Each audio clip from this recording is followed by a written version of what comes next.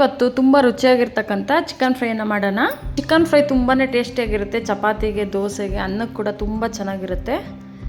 ಮೊದಲಿಗೆ chicken 3/4 kg ತೊಳೆದ್ಬಿಟ್ಟು ಸೈಡ್ಗೆ ಇಟ್ಟಿದ್ದೀನಿ. ಬಾಣಲಿನ ಸ್ಟವ್ ಮೇಲೆ ಇಟ್ಟು ಸ್ವಲ್ಪ ಎಣ್ಣೆನ ಹಾಕಿ 2 ಮೀಡಿಯಮ್ ಸೈಜ್ ಈರುಳ್ಳಿನ ಕಟ್ ಮಾಡಿ ಹಾಕಿದ್ದೀನಿ. 4 ರಿಂದ 5 ಹಸಿಮೆಣಸಿನ್ಕಾಯಿನ ಹಾಕಿ ಶುಂಠಿ ಬೆಳ್ಳುಳ್ಳಿ ಪೇಸ್ಟನ್ನು ಹಾಕಿ ಹಸಿ ವಾಸನೆ ಹೋಗೋವರೆಗೂ ಫ್ರೈ ಮಾಡಿ ಅದಕ್ಕೆ ಚಿಕನನ್ನು ಹಾಕಿ ರುಚಿಗೆ ತಕ್ಕಷ್ಟು ಉಪ್ಪು ಹಾಗೆ ಅರಿಶಿನ ಪುಡಿ, ಸ್ವಲ್ಪ ಕರಿಬೇವಿನ ಸೊಪ್ಪು, ಹಸಿ ಕರಿಬೇವಿನ ಸೊಪ್ಪನ್ನು ಹಾಕಿ ಚೆನ್ನಾಗಿ ಮಿಕ್ಸ್ ಮಾಡ್ತಾಯಿದ್ದೀನಿ.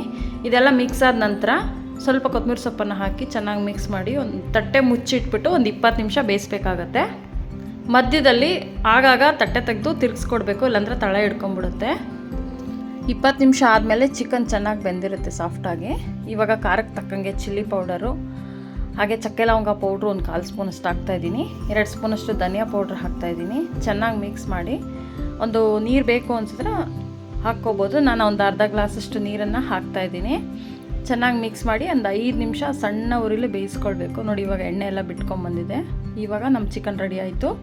ಸಣ್ಣಕ್ಕೆ ಕಟ್ ಮಾಡಿರೋಂಥ ಕೊತ್ತಂಬರಿ ಸೊಪ್ಪನ್ನು ಹಾಕಿ ಸರ್ವ್ ಮಾಡಿದ್ರೆ ತುಂಬ ಟೇಸ್ಟಿಯಾದ ಚಿಕನ್ ಫ್ರೈ ರೆಡಿ. ಒಂದು ಸಲ ಟ್ರೈ ಮಾಡಿ.